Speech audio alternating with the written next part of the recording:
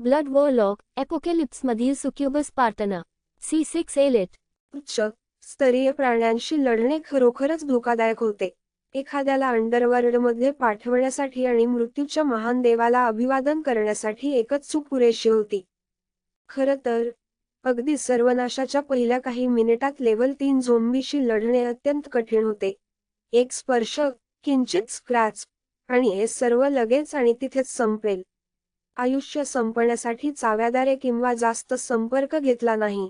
खरे तर बाई झेमिनच्या नशिबात नसता तर कदाचित तो आता मेला असता.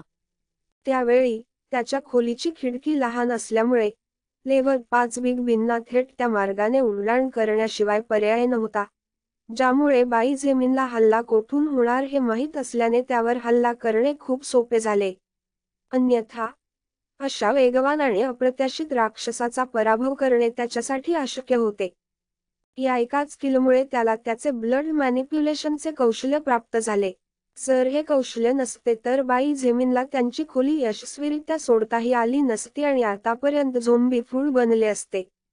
तथापि जरी उच्च स्तरीय राक्षसांशी लढणे धोक्याचे असले तरी विजयी होण्याचे बक्षिसे हे त्याच स्तरावर राक्षसांना पराभूत करण्यापासून मिळणाऱ्या बक्षिसेपेक्षा खूप श्रेष्ठ होते.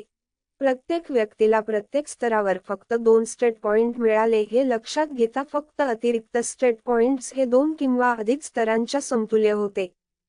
थेंब उल्लेख नाही. बाई झेमिनने एक पाऊल पुढे टाकले आणि पुन्हा उभं राहण्याआधी पटकन दोन्ही ऑर्ब्स आणि स्क्रोल आपल्या बॅकपॅकमध्ये ठेवल्या. ताबडतोब आणि एका क्षणाचीही विश्रांती न घेता त्याने पायाखालच्या जमिनीवर जोरात धक दिली आणि त्याच्या दिशेने थिरकणाऱ्या झोंबीकडे झेपावला. एका मिनिटानंतर बाई झेमिनने उर्वरित झोंबी साफ केले होते. शिक्षक जिया, बाकी सगळ्यांना काय झालं? बाई झेमिनने तिच्या 30व्या वर्षीच्या एका स्त्री शिक्षिकेकडे बघितले की त्यांनी याआधी वाचवले होते म्हणून त्यांनी भुसभुशीतपणे विचारले. विद्यार्थी बाई, बाकीचे, मला भीती वाटते की गोष्टी कुरूप होताना पाहून ते पळून गेले. दिशासाठी मला माफ करा, मला भीती वाटते, मला माहीत नाही, शिक्षिकेने हसत मुखाने उत्तर दिले. या शिक्षिकेचे नाव जिया जो होते आणि ती 3य वर्षाच्या विद्यार्थ्यांची शिक्षिका होती, त्यामुळे ती बाई झेमिनला ओळखत होती. तिचे व्यक्तिमत्व स्वभावाने खूप दयाळू होते आणि पूर्वी बाई झेमिन सामान्य कुटुंबातील असूनही तिने त्यांच्याशी चांगले वागले होते. मी बघतो, उरलेल्या 12 जणांकडे बघून बाई झेमिनने फक्त होकार दिला. सर्व दिशांनी झोंबी येत असल्याचे पाहून त्यांच्यापैकी निम्मे लोक पळून गेले होते. हे लोक बहुधा मरण पत्करतील जोपर्यंत त्यांनी त्यांच्या जीवाशी लढण्याचे धाडस केले नाही, पण तरीही जगण्यापेक्षा मरण्याची शक्यता जास्त होती. याबद्दल बाई झेमिन काहीच करू शकल्या नाहीत. सध्या त्याच्यासाठी जगणे आधीच कठीण होते आणि एकाच ग्रेट फास्ट मॅन्टिसने त्याला संकटकाळात जतन केलेले सर्व स्टेटस पॉइंट्स वापरण्यास भाग पाडले होते. जर त्याला त्यापैकी 2 राक्षसांचा सामना करावा लागला तर बाई झेमिन बहुधा रणांगणातील परिस्थिती त्याला अनुकूल न झाल्यास त्याचा मृत्यू होईल. ते लोक पळून गेल्याने त्यांचा त्याच्याशी काही संबंध राहिला नाही. त्याने फक्त त्यांना आधीच वाचवले कारण तो नुकताच निघून गेला होता आणि त्याला त्याचा प्रकार इतर प्रजातींसाठी अन्न बनू पाहायचा नव्हता. चला जाऊया, व्यायामशाळेच्या दिशेने जायला हवे, तरच थोडी विश्रांती मिळेल, तो म्हणाला आणि निघायला वळला. वाचलेल्या 12 जणांनी त्याच्या मागे राहण्याचे धाडस केले नाही. भविष्याच्या भीतीने भरलेले त्यांचे डोळे सर्व दिशांना भीतीने पाहत होते की एक विचित्र उत्परिवर्तित प्राणी ते इतके वर्षे संरक्षण करत असलेल्या जीवाचे रक्षण करेल. Star star star. पुरुषांच्या वसतिगृहाच्या विरुद्ध बाजूस महिला शयनगृह होते. मुलींनी विश्रांती घेतलेली जागा आणि व्यायामशाळा यांच्यामधील अंतर हे व्यायामशाळा आणि पुरुषांच्या वसतिगृहातील अंतर इतकेच होते.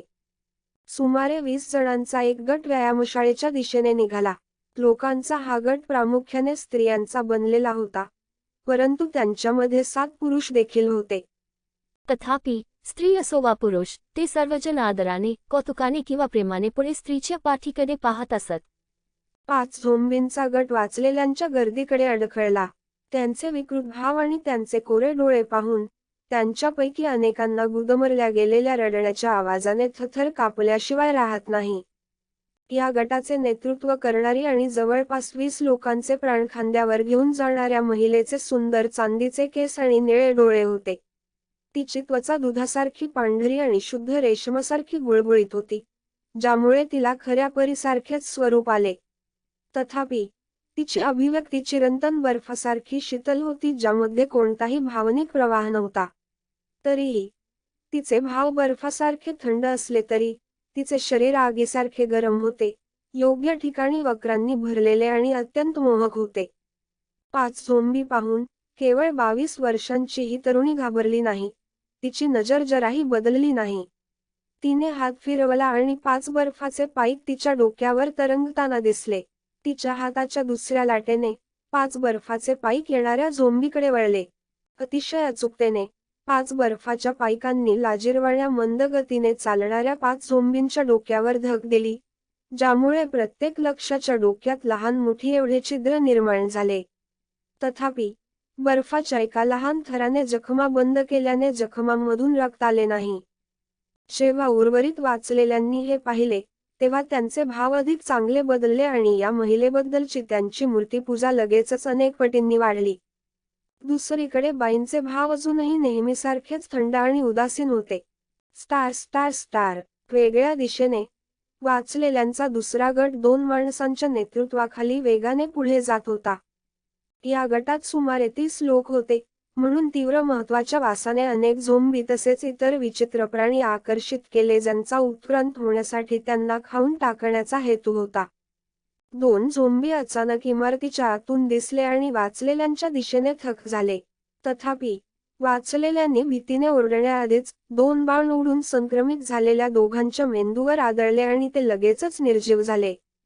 वाचलेल्यांनी धनुष्य धरलेल्या, खेळाचे कपडे घातलेल्या आणि पाठीमागे एक थथर वाहून नेलेल्या तरुणाकडे कौतुकाने आणि मत्सराने पाहिले. या तरुणाने त्यांच्याकडे दुर्लक्ष केले आणि त्यांनी आधी वापरलेले 2 बाण उचलले आणि फाटलेल्या कपड्याच्या चिंधीने त्यांच्यावरील रक्त पुसले. झटपट. अचानक एक बदललेला कुत्रा एका सामान्य व्यक्तीपेक्षा 3 पट वेगाने चार्ज करताना दिसला. मोठ्या तपकिरी कुत्र्याने तरुणाचे डोके चावण्याच्या उद्देशाने आपले जबडे रुंद उघडले. या लेव्हल 9 परिवर्तित कुत्र्याच्या जबड्याच्या ताकदीने एका चाव्यात त्या तरुणाचे डोके फुटले होते. मात्र कुत्र्याला काय अभिवादन केले ते प्रचंड हातोडा. मोठा आवाज. कुत्र्याचे डोके तुकडे झाले. कुत्र्याच्या मेंदूचे पदार्थ, रक्त आणि मांस सर्वत्र उडून गेले आणि रक्तरंजित गोंधळ निर्माण झाला. प्राणी पूर्णपणे निर्जीव होऊन जमिनीवर कोसळला. तुम्ही वेगवान असला तरीही, जर तुम्ही माझ्यावर प्रथम हल्ला केला नाही तर तुम्ही खूप कमकुवत आहात, मूर्ख कुत्रा. चेहऱ्यावर दाढी असलेला एक कुत्र्याचा माणूस कुत्र्याच्या मृतदेहावर थुंकतो. हा माणूस अंदाजे 35 वर्षांचा दिसत होता आणि त्याच्या चेहऱ्यावरचे भाव क्रूर होते. त्याने धातूच्या रंगाचा हातोडा धरला होता, जो त्याच्या 2 हातांनी जवळजवळ दरवाजा एवढा मोठा होता. स्पष्टपणे जड शस्त्र असला तरीही सहजतेने तो चालवत होता. गट व्यायामशाळेच्या दिशेने पुढे जात राहिला. Star star star. अर्थात बाई झेमिनला हे माहीत नव्हते की त्यांच्या व्यतिरिक्त समान कल्पना आणि समान तात्पुरते ध्येय असलेले इतर लोक आहेत. तथापि जरी त्याला माहीत असले तरी तो कदाचित फार आश्चर्यचकित होणार नाही. शेवटी व्यायामशाळा विद्यापीठाच्या कॅम्पसच्या अगदी मध्यभागी स्थित होती, म्हणून ती सर्व दिशांनी प्रवेशयोग्य होती. शिवाय व्यायामशाळा देखील तुलनेने सुरक्षित मानल्या जाऊ शकणाऱ्या काही सुविधांपैकी एक होती. बाई झेमिन व्यतिरिक्त इतर लोक देखील होते, ज्यांनी लढण्याचे धाडस केले किंवा त्यांना जगायचे असेल तर लढण्याशिवाय पर्याय नव्हता. परिणामी असे बरेच लोक होते ज्यांचे स्वतःचे अनुभवी अनुभव होते. त्यांनी शक्तिशाली कौशल्य आणि खजिना मिळवले जे या जगाशी संबंधित नव्हते. 20 मिनिटांनंतर आणि त्याने वाचवलेल्या वाचलेल्यांसाठी सर्वात सोपा आणि कमीत कमी कठीण मार्ग शोधण्यासाठी या भागात अनेक वळसा घालून, बाई झेमिन शेवटी जिमपासून फक्त 50 मीटर दूर होती आणि त्याचे पहिले ध्येय गाठले. तथापि गोष्टी थोड्या क्लिष्ट असल्यासारखे वाटले. विद्यार्थी बाई, आता काय करायचं? शियाजिओने तिच्या समोरचे दृश्य पाहताच फिकट चेहऱ्याने विचारले. बाई झेमिनने एका कोपऱ्यात कुचंबून किंचित भुसभुशीत केली आणि झोंबींचा दाट गट व्यायामशाळेजवळ भटकताना पाहिला. तेथे 50हून अधिक झोंबी होते. ते सर्व त्याच्या उत्तीर्ण होण्यासाठी खूप जवळ होते. बाई झेमिन सारख्या व्यक्तीसाठी देखील 50 प्राण्यांशी लढणे सोपे नव्हते जे त्याला फक्त एक ओरखडे देऊन पराभूत करू शकतात. जर तो हलवू शकेल अशा ठिकाणी असेल तर पुरेसा वेळ दिल्यास आपण काहीशे झोंबी बाहेर काढू शकतो असा बाई झेमिनला विश्वास होता. मात्र यातील 50 प्राण्यांशी इतक्या अडगळीच्या